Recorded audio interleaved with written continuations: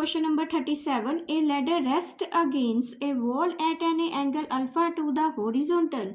Its foot is the pulled away from the wall through a distance a, so that its slide a distance b down the wall, making an angle beta with the horizontal. तो यहाँ देखो ये जो horizontal line दे रखी है इसको ground नाम देंगे। ये जो ग्राउंड है, ग्राउंड के ऊपर ये एक वॉल दे रखी है ए बी, तो ए बी वॉल पे ये जो स्लाइड कर रहा है ए सी, ये एक लैडर है। तो वॉल से ये जो लैडर को टका रखा है उससे जो एंगल बनेगा वो है अल्फा। तो यहाँ पे उसने ये बोला है अगर लैडर कोई ऐसे पड़ी है, अगर उसके नीचे वाले पार्ट को आप थोड़ा सा खिसका दो तो उससे क्या होगा, ये जो लैडर यहाँ पे है वो ए पॉइंट से खिसक के ई पॉइंट पे चले जाएगी और ये जो सी पॉइंट से खिसक के वो डी पॉइंट पे चलेगी। तो यहाँ देखो, यहाँ जब वो ए से ई की तरफ खिसकेगी तो वो कितना डिस्टेंस कवर कर रही है, बी। तो यहाँ से अगर सी से डी पॉइंट की तरफ खिसकेगी तो यहाँ कितना डिस्टेंस कवर करेगी, ए। तो यहाँ एक बार नोटिस करने वाली है, लैडर तो ए की ही है, ए सी, तो वो उसी को ही खिसका के वो डी ई पे उसको रखा गया है। तो इसका मतलब जो लैडर की लेंथ है ए सी वो किसके इक्वल है, ई डी। तो ये दोनों लैडर एक ही लैडर है जिसको खिसका के यहाँ से खिसका के इस तरफ कर दिया गया है, तो इसलिए दोनों की लेंथ क्या है, सेम।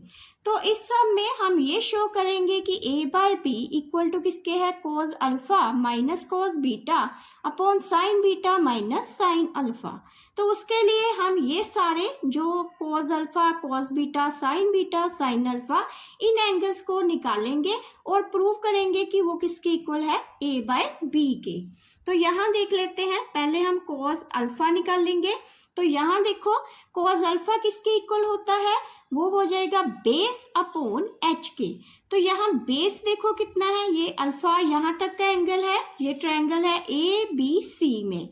तो ए बी सी में सी बी क्या है, उसका बेस है, और ए सी क्या है, एच। तो इसको लिख देंगे बी सी अपॉन ए सी। तो यहाँ पे कोई नाम नहीं लिखा, इसको मैं नाम दे देती हूँ एक्स।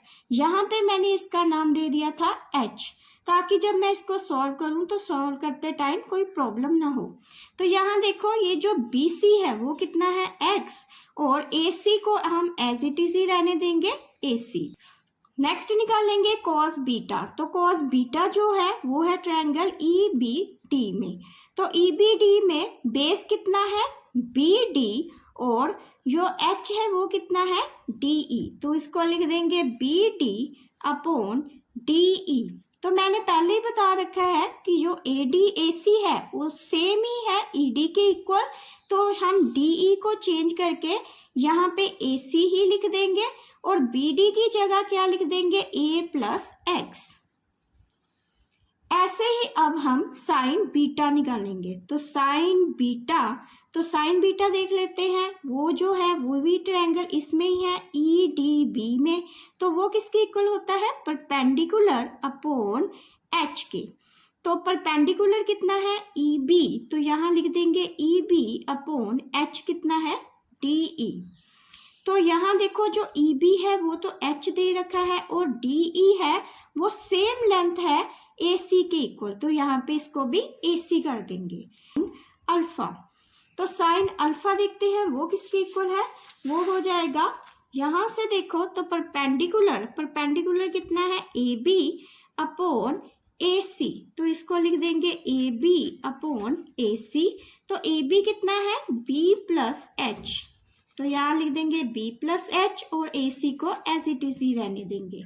अब ये जो सारी वैल्यू है इसमें पुट करते हैं, cause alpha minus cos beta upon sine beta minus sine alpha में। तो कॉज जो अल्फा है वो कितना था, एक्स अपॉन ए सी, माइनस कॉज बीटा कितना दे रखा है, ए प्लस एक्स अपॉन ए सी।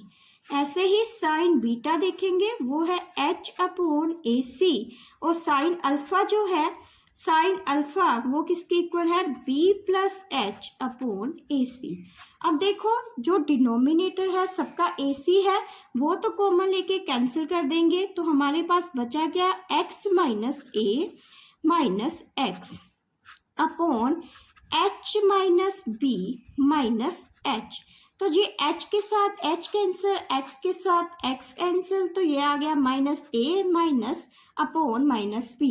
माइनस माइनस भी कैंसिल हो जाएगा, तो ये कितना आ गया ए बाय बी। तो यही कंडीशन थी हमने प्रूव करनी कि जो cos alpha minus cos beta upon sine beta minus sine alpha वो किसके इक्वल है, ए बाय बी के।